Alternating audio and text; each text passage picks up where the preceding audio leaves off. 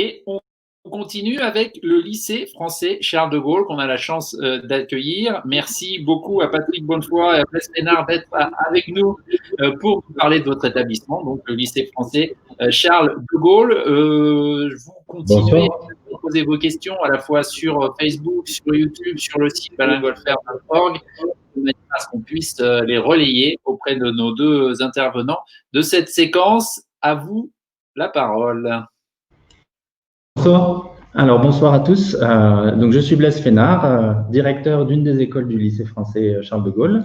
Et moi, je suis Patrick Bonnefoy, le directeur de l'annexe de Wix qui se trouve au sud de la Tamise. Donc, merci de nous accueillir ce soir. On vous fera une présentation un peu générale sur les parcours d'enseignement bilingue au sein du lycée et avec un petit focus sur la maternelle à la suite de ce que je vais commencer par vous dire. Donc, le lycée Charles de Gaulle est un lycée qui est certes un lycée d'enseignement français qui fait partie de l'Agence de l'enseignement français à l'étranger, mais qui est très implanté dans la culture britannique et anglaise et qui donc offre des parcours bilingues qui peuvent s'adapter à toutes les familles qui peuvent se présenter. C'est un lycée qui accueille plus de 41 nationalités différentes, où l'enseignement est ouvert sur les autres cultures. L'apprentissage des langues vivantes est une des priorités, et ce, dès la maternelle. Et nous visons par notre enseignement à former les futurs citoyens d'une société polyglotte et ouverte sur plusieurs cultures. Nos écoles primaires sont sur 4 sites différents. Donc le site de South Kensington, l'école primaire de Wix qui est dans le quartier de Clapham, l'école André Malraux qui se trouve plus dans l'ouest de Londres à Ealing et l'école Marie d'Orliac qui se trouve à Fulham. Quand vous scolarisez vos enfants dans le lycée français, vous pouvez les scolariser dès la petite section de maternelle et ils auront une place garantie tout au long de leur parcours. Donc, le lycée français dispense un enseignement, une éducation à la française, mais un enseignement de standard international. Et nous offrons différents parcours bilingues, et ce, dès la maternelle, avec 2 parcours différents. Un que vous retrouverez sur les 4 écoles primaires, donc le parcours que nous avons appelé bilingue anglais renforcé, où les enfants vont bénéficier de 3 heures d'anglais en maternelle, puis plus tard 4 heures à partir du CE1. On développera un peu cette partie sur l'enseignement de l'anglais en maternelle un petit peu plus tard dans notre présentation. Et nous avons aussi dans 2 écoles, donc l'école de Wix et l'école Marie d'Orliac, 2 parcours bilingues à parité horaire qui sont en partenariat avec des écoles anglaises locales et qui proposent aux enfants un enseignement à parité horaire, c'est-à-dire que les enfants ont 13 ou 14 heures par semaine de français et également d'anglais. Le parcours, cet enseignement bilingue se poursuit au-delà de l'école primaire, puisqu'on va proposer au lycée 3 parcours différents à partir de la 6e, bon, plus tard dans la scolarité, 2 à partir de la 6e, avec un parcours section internationale, où l'anglais est toujours prédominant dans les apprentissages, l'enseignement d'une seconde langue vivante intervient à partir de la 5e, et nous avons une 2e section qui s'appelle section plurilingue, et donc là, nous laissons le bilinguisme pour rentrer dans le plurilinguisme où dès la 6e, une 3e langue est enseignée et proposée aux élèves. On a 4 langues différentes, l'espagnol, l'italien, le russe et l'allemand. Les enfants ont aussi la possibilité à partir de la fin de 4e de s'orienter vers la section britannique qui prépare, elle, aux examens locaux anglais, les A-levels et les GCSE avant. Et si vos enfants font le choix de rester dans nos filières bilingues ou plurilingues, ils pourront accéder au baccalauréat ou au brevet option internationale ou au baccalauréat ou brevet que l'on connaît comme en France. Donc notre établissement peut se féliciter d'avoir des résultats vraiment hors normes avec plus de 50% de mentions très bien au baccalauréat. Et cela atteste bien de l'excellence de l'enseignement qui est dispensé. Et pour rester dans cette optique bilingue, l'orientation post-baccalauréat est très ouverte sur le Royaume-Uni, comme vous pouvez le voir, avec près de la moitié de nos étudiants qui continuent leur scolarité universitaire au Royaume-Uni, mais qui vont aussi au Canada, aux États-Unis, dans d'autres pays. Seuls 25% de nos élèves retournent en France pour continuer leurs études post-bac. Donc, vous voyez que dès la préparation de la maternelle jusqu'au post-bac, nos enfants sont très ancrés dans la culture locale et anglaise. Alors, moi, je vais vous présenter plus en détail la maternelle. Donc, nous avons, comme disait Blaise, 2 filières à la maternelle dès la petite section, avec une filière dite à parité horaire et une filière à anglais renforcé. Les différences entre ces 2 filières bilingues, c'est que l'une propose donc un curriculum français, la filière à anglais renforcé, et l'autre propose un double curriculum en partenariat avec des écoles locales, donc avec le DFI, qui permettent donc aux enfants de poursuivre leur scolarité avec à la fois le curriculum français et le curriculum anglais. Donc la différence entre ces 2 filières sont donc le curriculum et le volume d'enseignement d'anglais, le volume horaire, puisque l'une se situe avec 3 à 4 heures d'enseignement d'anglais par semaine et l'autre, nous sommes sur de la parité. Donc ça, c'est au niveau des 2 filières de la maternelle. Donc la maternelle, comme nos collègues ont dû vous le présenter lors des autres présentation d'école, c'est le cycle 1 en France qui s'appelle le cycle des premiers apprentissages. Les enfants rentrent à partir de l'âge de 3 ans en petite section. Donc les équivalences avec le système anglais, petite section c'est early years, moyenne section c'est la reception et grande section c'est year 1. Sachant que nous inscrivons les enfants par année civile et non par année scolaire comme le font les écoles anglaises locales. Donc pour poursuivre sur la maternelle, donc vous avez dans les programmes français plusieurs domaines d'enseignement. Bien sûr, le domaine le plus important est celui du langage. Alors, quand on dit langage au lycée français Charles de Gaulle, puisque nous sommes sur des enseignements bilingues, on devrait parler des langages, avec une forte prégnance de l'oral, où on essaie dès les premières semaines, les premiers mois, d'imprégner les enfants de ces 2 langues, la langue française et la langue anglaise, de manière à la développer tout au long de la maternelle, afin que nos élèves, lorsqu'ils arriveront en élémentaire, poursuivre leur apprentissage sur quelque chose qui sera plus de l'ordre de l'écrit. Donc vous avez non seulement le langage, mais vous avez quand même les activités physiques, les activités artistiques, les notions temporelles, la maîtrise de l'espace, explorer le monde, structurer sa pensée à travers les mathématiques. Donc, tous ces domaines-là sont abordés dès la petite section, mais dans des modalités d'apprentissage qui font qu'on va essentiellement enseigner à partir du jeu. C'est la pédagogie à la française qui est proposée, où les enfants, tout au long de leur apprentissage, en fait, sont amenés à jouer pour découvrir des nouvelles notions, développer leurs compétences et poursuivre leur parcours. Donc, nous nous adaptons au rythme des enfants, c'est-à-dire que nous savons que dès la petite section, nous avons des enfants qui seront plutôt anglophones, d'autres qui seront plutôt francophones, voire aucun des deux, puisque, comme disait Blaise, nous accueillons des enfants de 41 nationalités différentes dans l'établissement. Mais ça ne pose pas de problème, puisque jusqu'à l'âge de 7 ans, tout enfant est en mesure de maîtriser le bilinguisme comme un natif, sans poser aucun problème. Il faut simplement être patient et construire ses apprentissages. Et ça se fait en partenariat avec les familles en ce qui nous concerne, parce que nous savons très bien que l'école ne peut être que complémentaire à un projet pédagogique familial. Et c'est pourquoi nous attachons à une importance assez grande dans ce partenariat avec les familles, ce dialogue qui nous permet de construire ce bilinguisme.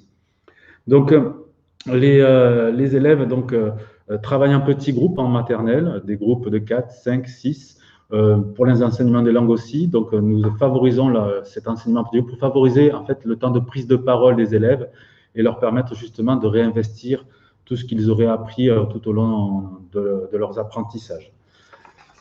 La maternelle, c'est pour nous, en termes de bilinguisme, c'est une approche de type Ronja-Gramont, c'est-à-dire que nous souhaitons qu'un adulte représente une langue, c'est un maître une langue, avec donc les enseignants français qui parlent exclusivement aux enfants en langue française et les enseignants anglais qui parlent exclusivement en langue anglaise avec les enfants. Nous prenons en compte aussi quand même les aspects affectifs, puisque la maîtrise de la langue, c'est très important de penser à l'impact psychologique que ça peut avoir au niveau des enfants. Et lorsqu'ils sont en détresse ou qu'ils ont des bobos, dans ce cas-là, les adultes font en sorte que l'enfant se sente en sécurité en dialoguant dans la langue qui lui permette de communiquer le plus aisément. Mais en dehors de ces moments, on va dire, particuliers, on essaie vraiment de mettre en place ce dispositif pédagogique de Ronja Gramont afin de développer la langue des enfants, les langues des enfants. Dans chaque classe maternelle, nous avons aussi une ASEM, NASEM, c'est un agent spécialisé de l'école maternelle, qui contribue aussi à ce développement langagier des enfants tout au long de leur parcours. La maternelle, donc, comme je disais, c'est un partenariat avec les familles. Donc, c'est pourquoi nous avons, au-delà du temps d'enseignement scolaire, pensé au périscolaire. Et sur les 4 sites des 4 écoles élémentaires ou primaires, vous trouverez aussi des activités périscolaires qui viennent en complément de cet enseignement qui sera proposé aux enfants, avec différentes activités qui sont fléchées linguistiquement, avec des activités qui seront, on va dire, plutôt francophones, des activités anglophones, qui permettent justement de prendre en compte l'environnement familial linguistique. Si une famille est plus on va dire, orientés vers la langue anglaise à la maison. Nous les invitons à trouver des activités francophones en périscolaire et inversement pour des familles francophones. Nous essayons de leur faire opter pour des activités qui seraient plutôt anglophones pour leurs enfants, de manière à justement à trouver un complément, une articulation entre le temps scolaire, le périscolaire et ce qui s'est fait à la maison, sachant que opter pour un enseignement bilinguisme, ça va au-delà d'un temps d'enseignement, c'est une ouverture culturelle et nous invitons aussi les familles à réfléchir à ce parcours culturel pour leurs enfants en essayant d'ouvrir la maison, le foyer, à la culture qui ne leur est pas, on va dire, innée au niveau familial. Donc ça, c'était la présentation de la maternelle. Je pense qu'on a fait le tour et nous sommes prêts à répondre à d'éventuelles questions concernant le lycée français Charles de Gaulle. Mais merci beaucoup à tous les deux pour cette présentation avec un timing impeccable. Donc, félicitations. On va continuer. On a une question de Sonia qui revient, qui nous a déjà posé une question tout à l'heure et qui voudrait savoir, votre école offre-t-elle un soutien aux enfants avec des besoins spéciaux, special needs, en anglais? Oui, tout à fait. Nous travaillons, nous sommes ce qui s'appelle une école inclusive où nous accueillons les enfants avec des besoins particuliers. Et là, c'est la même chose que pour les bilinguismes. C'est un travail en partenariat qui se fait avec les familles. Donc, nous réalisons ce qu'on appelle des équipes éducatives où notre médecin scolaire, notre orthophoniste de l'établissement, le directeur, les personnels en charge des enfants se réunissent avec la famille pour essayer de voir quelles sont les meilleures réponses à apporter, les accompagnements nécessaires pendant le temps scolaire ou extrascolaire, de manière à s'assurer des progrès de chaque enfant. Nous essayons, comme je disais, d'individualiser les parcours de manière à nous assurer qu'aucun enfant ne soit laissé de côté. L'excellence de nos résultats ne veut pas dire un élitisme. Et nous sommes conscients que ces résultats-là ne peuvent être obtenus qu'avec ce partenariat et cet œil particulier qu'on peut donner au parcours de chaque enfant.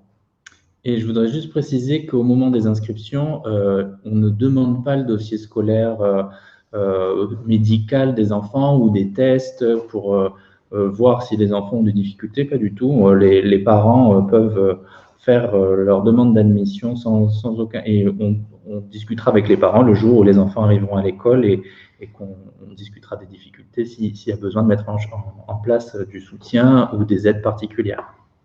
Le seul test qui est proposé par l'établissement, c'est au-delà de l'âge de 7 ans, puisque comme je disais, à partir de 7 ans, on n'apprend plus le bilinguisme comme on l'apprend à la maternelle. Donc, au-delà de 7 ans, on essaie de s'assurer qu'un élève ne soit pas en détresse psychologique, linguistiquement, en rentrant dans l'établissement. Ce n'est pas un test de niveau, mais on veut s'assurer qu'il soit en mesure de comprendre au moins ce que va lui proposer l'enseignant. Mais à partir de la maternelle, il n'y a aucun test, quel qu'il soit, pour rentrer au lycée français Charles de Gaulle. Aude nous demande qui a entendu votre présentation sur l'école maternelle et les deux filières. Elle vous demande s'il y a des passerelles entre les deux filières. Est-ce qu'on peut commencer une et puis se rendre compte que ça ne va pas? J'imagine que c'est le sens de sa question. Et changer, par exemple, ou d'autres raisons de changer? Nous effectuons des passerelles entre les filières pendant tout le parcours primaire. C'est-à-dire qu'à tout moment, les familles peuvent décider de changer d'une filière à l'autre en le demandant, mais ça se fait pendant l'été, c'est-à-dire ce n'est pas en cours d'année. Il ne faut pas que ce soit vécu comme un échec, mais comme un choix d'orientation. Donc, chaque famille est sollicitée avant même nos inscriptions, parce que ces transferts sont prioritaires avant même d'admettre de nouveaux élèves dans l'établissement. Les familles donc, sont sollicitées pour éventuellement changer de filière pour la rentrée suivante. Et nous procédons, en fonction des places disponibles, à ces changements chaque année. Sophia, qui a écouté très attentivement et nous demande si les ASEM, c'est-à-dire les aides maternelles, les aides scolaires en école maternelle, sont anglophones ou francophones? Alors, ça dépend des ASEM, mais en général, elles sont francophones, mais elles vivent en Angleterre depuis des années et donc parlent parfaitement anglais. Souvent, en maternelle, comme le disait Patrick, elles n'hésitent pas, quand un enfant n'est pas à l'aise en français et qu'il ne comprend que l'anglais, voilà, les adultes, que ce soit l'ASEM ou l'enseignante, n'hésitent pas à lui parler dans la langue qu'il maîtrise pour le rassurer et qu'il soit bien compris et entendu. La SEM joue un rôle d'accompagnement de l'enfant, elle a un rôle pédagogique sous couvert de la responsabilité de l'enseignant, mais elle est surtout responsable de son bien-être, s'assurer qu'il aille bien, répondre à ses besoins, l'accompagner aux toilettes par exemple quand ils sont tout petits. Et donc effectivement, elle a ce rôle de rassurer psychologiquement l'enfant en étant attentif aux besoins linguistiques. C'est pour ça que nos ASEM sont diplômés et qu'on s'assure qu'elles répondent à ces besoins-là. On a encore 2 ou 3 minutes pour vos questions pour le lycée français Charles de Gaulle, mais je vous encourage d'ores et déjà à envoyer le QR code.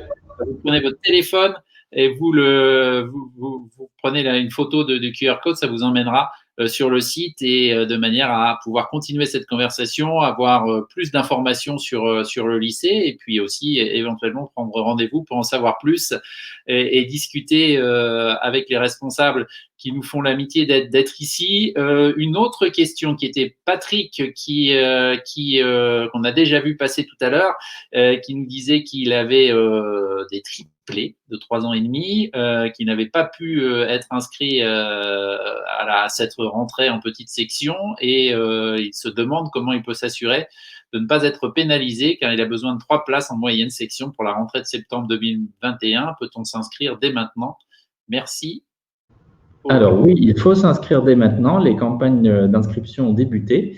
Et donc, pour le cas de l'école Marie d'Orléac, puisque ça faisait partie des questions au-dessus, nous n'avons qu'une classe de petite section, soit 20 places. Par contre, à partir de la moyenne section, nous avons une classe de 28 et 14 places dans le parcours à parité horaire. Donc, nous avons de la place pour accueillir de nouvelles familles en moyenne section. C'est une de nos portes d'entrée dans l'école. Donc, il ne faut vraiment pas hésiter à postuler. Très bien. Plus largement, quel est le bon calendrier pour postuler? C'est vraiment maintenant? Alors, c'est actuellement qu'on va envoyer les premières propositions de place. Donc, on a une première campagne d'inscription qui vient de se clore et qui va être suivie par une commission d'affectation dans la semaine. Donc, on va offrir les premières places aux familles. Donc, pour les enfants en petite section, moyenne section, qui sont là où nos classes ont le plus de place pour accueillir de nouvelles familles, nous allons envoyer ces propositions-là. Après, il est encore tôt dans l'année, donc certaines familles vont accepter les places pendant un moment, mais peut-être changer d'option. Donc, nous avons encore d'autres commissions tout au long de l'année. Celle de janvier permet d'accueillir encore de nombreuses familles et au fur et à mesure de l'année, tous les mois et demi environ, il y a une commission d'affectation, donc il est toujours possible de postuler. La situation actuelle fait qu'il y a du mouvement, hein, donc les familles peuvent libérer les places qu'elles auraient prises dans une première commission. Donc vraiment, il ne faut pas se dire qu'on a loupé la première commission et que du coup, on n'aura jamais de place. Ce n'est pas vrai et il faut vraiment repostuler, faire son dossier pour postuler à chaque admission. Nous avons à peu près 6 à 7 campagnes d'admission tout au long de l'année scolaire et la dernière se déroule fin août. Donc, comme disait Blaise, c'est à peu près tous les mois et demi où nous nous attribuons de nouvelles places, puisque nous avons quand même des familles à vocation internationale qui ont beaucoup de mutations professionnelles. Et donc, ça circule énormément au niveau d'établissement. Et dès que des places se libèrent, nous les attribuons aux familles qui maintiennent leur candidature s'ils n'ont pas obtenu de place lors des commissions précédentes. Très bien. Merci beaucoup à tous les deux pour toutes ces explications. On arrive au terme de cette session de 20 minutes. Merci d'avoir pris le temps d'être avec nous pour cette première Bilingual Fair ici à Londres. Et bien entendu, encore une fois, pour en savoir plus sur le lycée français Charles de Gaulle, vous allez sur leur site ou vous allez sur bilingualfair.org où vous trouverez toutes les manières d'aller sur leur site et d'avoir plus d'informations, ou le fameux QR code avec votre téléphone. Maintenant, c'est le moment ou jamais. Merci encore à tous les deux.